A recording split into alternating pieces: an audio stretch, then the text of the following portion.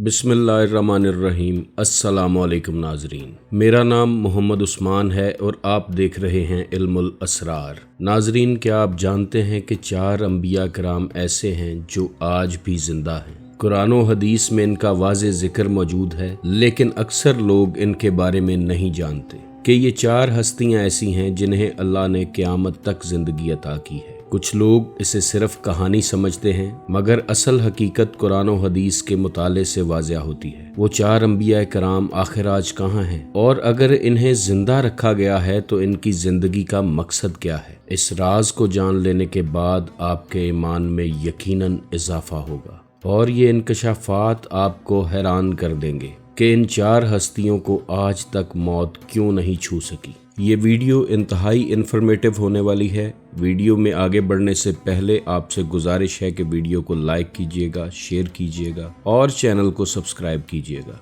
आपका वीडियो को लाइक और शेयर करना हमारा हौसला बढ़ाता है। नाजरीन, ये बात तो आप जानते हैं कि अल्लाह ताला ने सबसे पहले हजरत आदम अलैहिस्सलाम को खल्क फरमाया और जमीन पर अपना नायब बनाकर भेजा। उसके बाद अल्लाह ने इस जमीन पर हजारों कौमें आबाद की और इन कौमों तक अपना पैगाम पहुंचाने के लिए कमोबेश 1,24,000 पैगंबर भेजे और अल्लाह ने किसी भी कौम को पैगंबर से महरूम नहीं रखा। अंबिया किराम तशरीफ़ लाते रहे और दीन की तबलीग का काम करते रहे, हत्ता कि ये सिलसिला नबी मोहतरम नबी आखिरुज़्ज़मा हज़रत मोहम्मद सल्लल्लाहु अलैहि वसल्लम पर इख्तिताम पजीर हुआ और आपके बाद नबूवत का दरवाज़ा बंद कर दिया गया। आप आखिरी नबी हैं और आपके बाद अब क़यामत तक कोई नबी नहीं आएगा, मगर जहाँ नबूवत ख़त्म होती है वहाँ से औलिया अल्लाह का सिलसिला शुरू होता है और ये औलिया अल्लाह क़यामत तक इंसानियत की रुश्दो हिदायत के लिए आते रहेंगे। नाजरीन, कुरान, हदीस और तारीख़ का डिटेल से मुतालिया करें तो पता चलता है कि 4 अंबिया ऐसे हैं कि जिनको अल्लाह ने आज भी ज़िंदा रखा है और इनके ज़िंदा रखने में कोई बड़ी हिकमत या राज पोशीदा है।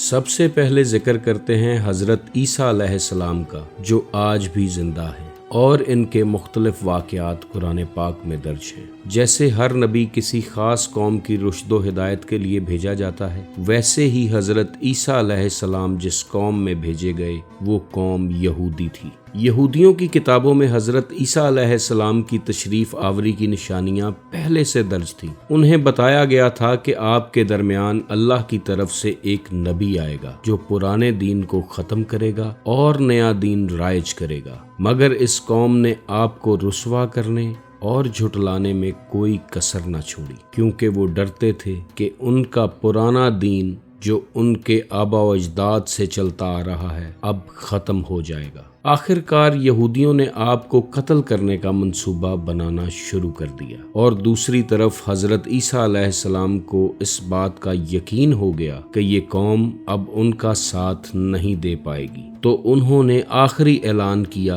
कि तुम में से कोई है जो एक अल्लाह पर ईमान लाता हो। तो मुख्तलिफ रवायात में जिक्र मिलता है कि सिर्फ 12 या 19 लोगों ने हज़रत ईसा अलैहिस्सलाम का दीन कबूल किया और बाकी कौम ने इनकार कर दिया। यहूदियों ने चूंकि पहले से ही हज़रत ईसा अलैहिस्सलाम के कत्ल का मंसूबा बना रखा था, तो उन्होंने तोतियनूस नामी एक शख्स को हज़रत ईसा के कत्ल के लिए आमादा कर लिया। जब तोतियनूस हज़रत ईसा को कत्ल करने पहुंचा तो अल्लाह ने अपने नबी को जिंदा आसमान की तरफ उठा लिया और कुछ देर तक जब तोतियनूस वापस ना आया तो यहूदी उसकी तलाश करते करते हज़रत ईसा अलैहिस्सलाम के घर जा पहुंचे और वहां पहुंचकर देखा कि हज़रत ईसा का जिस्म ज़मीन पर पड़ा है। और जब यहूदियों ने उस जिस्म पर गौर किया तो उन्हें पता चला कि जिस्म तोतियनूस का है, मगर चेहरा हज़रत ईसा अलैहिस्सलाम से मुशाहबत रखता है। इस वाक़े के बाद यहूदी आपस में बहसो मुबाहिसा करने लगे और 2 गिरोहों में तकसीम हो गए और जब इन 2 गिरोहों में झगड़ा शुरू हुआ तो बहुत से यहूदी इस लड़ाई में मारे गए। قرآن پاک کی سورہ نساء میں اللہ فرماتا ہے کہ نہ تو حضرت عیسیٰ علیہ السلام قتل ہوئے اور نہ وہ سولی پر چڑھائے گئے۔ اس کے علاوہ بہت سی احادیث میں بھی حضرت عیسیٰ علیہ السلام کا ذکر ملتا ہے کہ وہ قرب قیامت میں نبی محترم صلی اللہ علیہ وآلہ وسلم کی امت میں تشریف لائیں گے، امام مہدی علیہ السلام کا ساتھ دیں گے اور دجال کا خاتمہ کریں گے، اور جب اس دنیا سے واپس تشریف لے جائیں گے تو ان کی آخری آرام گاہ گنبد خضرا کے نیچے نبی آخر الزمان نبی محترم حضرت محمد صلی اللہ علیہ وآلہ وسلم کے ساتھ بنے گی۔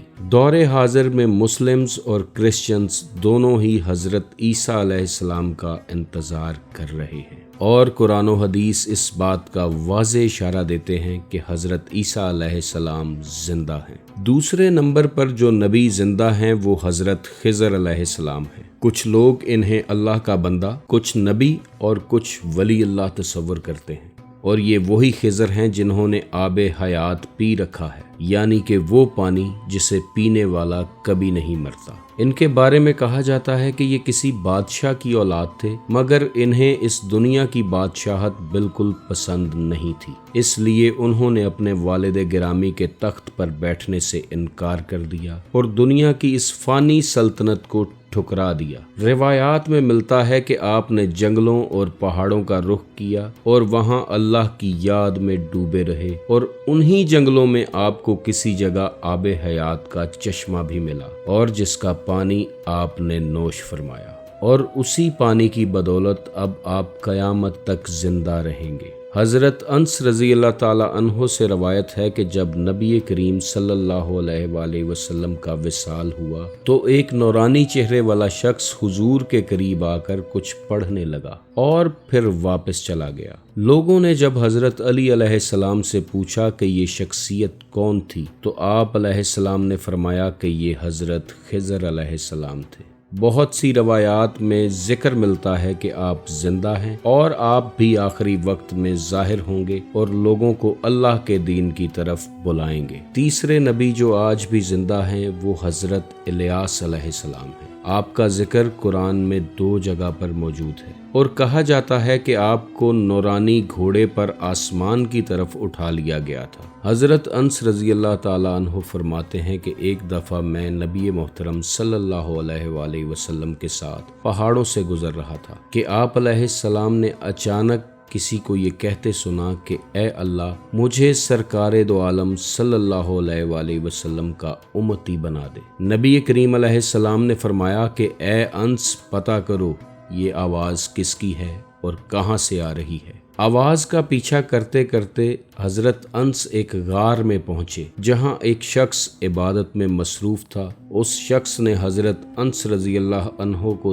دیکھتے ہی پوچھا کہ اے بندہ خدا، کیا تم صحابی رسول ہو؟ جس پر حضرت انس نے فرمایا کہ بالکل میں صحابی رسول ہوں، اور وہ بزرگ کہنے لگا کہ آپ سے گزارش ہے کہ میرا سلام سرکار دو عالم صلی اللہ علیہ وآلہ وسلم کی بارگاہ میں پیش کرنا اور کہنا کہ الیاس آپ سے ملنا چاہتا ہے۔ جب حضرت انس رضی اللہ عنہ یہ پیغام لے کر نبی کریم صلی اللہ علیہ وآلہ وسلم کے پاس پہنچے تو آپ علیہ السلام خود پہاڑ کے اندر حضرت الیاس سے ملنے گئے اور کافی دیر تک محو گفتگو رہے، اور حضرت انس مزید فرماتے ہیں کہ اس دوران آسمان سے کھانا نازل ہوا اور ہم تینوں نے وہ کھانا تناول فرمایا۔ اس کے بعد ایک سفید پرندہ آسمان سے نازل ہوا اور حضرت الیاس علیہ السلام اس پر سوار ہو کر آسمانوں کی طرف چلے گئے۔ روایات میں حضرت الیاس اور حضرت خضر علیہ السلام دونوں کے بارے میں کہا جاتا ہے کہ یہ رمضان کا مہینہ بیت اللہ شریف میں گزارتے ہیں، وہاں اللہ کی عبادت میں مصروف رہتے ہیں اور لوگوں کی بھلائی کے لیے کام کرتے ہیں۔ چوتھے نمبر پر ذکر کرتے ہیں حضرت ادریس علیہ السلام کا، جن کے زندہ ہونے کا ذکر مختلف روایات میں ملتا ہے۔ کرسچنز کی مقدس بائبل میں حضرت ادریس علیہ السلام کے نام سے ایک پورا چیپٹر موجود ہے جسے بک آف اینوک کہتے ہیں۔ قرآن پاک میں حضرت ادریس علیہ السلام کا ذکر کچھ یوں ہے کہ یہ اللہ کے پرہیزگار بندے اور نبی تھے اور جنت کی طرف اٹھا لیے گئے تھے۔ معراج کی رات بھی نبی محترم صلی اللہ علیہ وآلہ وسلم کی ملاقات حضرت ادریس سے چوتھے آسمان پر ہوئی۔ آج بک آف اینوک کے مطالعے سے پتہ چلتا ہے کہ حضرت ادریس انٹر گلیکٹک سفر کیا کرتے تھے اور مختلف سیاروں پر موجود مخلوقات سے ملاقات کرتے تھے۔ روایات میں ملتا ہے کہ ایک دفعہ آپ نے موت کے فرشتے سے کہا کہ میں موت کا ذائقہ چکھنا چاہتا ہوں۔ فرشتے نے ایک لمحے کے لیے آپ کی روح قبض کی اور واپس جسم میں ڈال دی۔ پھر آپ نے فرمایا کہ میں جنت اور دوزخ دیکھنا چاہتا ہوں، تو پہلے آپ کو دوزخ اور پھر جنت کا منظر دکھایا گیا۔ پھر آپ نے فرمایا کہ میں اس جنت میں رہنا چاہتا ہوں، اور اللہ تعالیٰ کی طرف سے آپ کو اسی جنت میں رہنے کی اجازت مل گئی۔ ایسا لگتا ہے جیسے یہ خاص جنت چوتھے آسمان پر ہی ہوگی، کیونکہ معراج کی رات جب آپ نبی کریم صلی اللہ علیہ وآلہ وسلم سے ملے تو آپ چوتھے آسمان پر ہی تھے۔ ناظرین، ان 4 نبیوں کے بارے میں کہا جاتا ہے کہ یہ زندہ ہیں، اور اس بات کے شواہد مختلف احادیث اور تاریخ کی کتابوں میں ملتے ہیں۔ ان نبیوں کو زندہ رکھنے میں بھی اللہ کی کوئی بڑی حکمت پوشیدہ ہے، کیونکہ زندگی اور موت دونوں کا مالک اللہ کریم ہے۔ ہو سکتا ہے کہ ان نبیوں کو زندہ رکھنے کے ساتھ ساتھ انہیں کوئی اہم ذمہ داریاں سونپ دی گئی ہوں جو قرب قیامت میں یا بڑے واقعات کے وقت ظاہر ہوں گی۔ ان میں سے کچھ انبیاء کرام قیامت کے وقت ظاہر ہوں گے اور آخری بار انسانیت کو حق کی دعوت دیں گے۔ اللہ تعالیٰ سے دعا ہے کہ اللہ آپ کو اور مجھے نبی محترم صلی اللہ علیہ وآلہ وسلم اور ان کے گھرانے کے وفاداروں میں شامل فرمائے، اور قیامت کے دن نبی کریم صلی اللہ علیہ وآلہ وسلم کی شفاعت سے بہرہ مند فرمائے۔ ناظرین، آپ سے گزارش ہے کہ اس طرح کی مزید ویڈیوز دیکھنے کے لیے ہمارے چینل کو سبسکرائب کیجیے گا اور ویڈیو کو لائک اینڈ شیئر ضرور کیجیے گا۔ آپ خوش رہیں، آباد رہیں، اور رحمت خداوندی آپ کے گھروں پہ سایہ فگن رہے۔ اللہ حافظ۔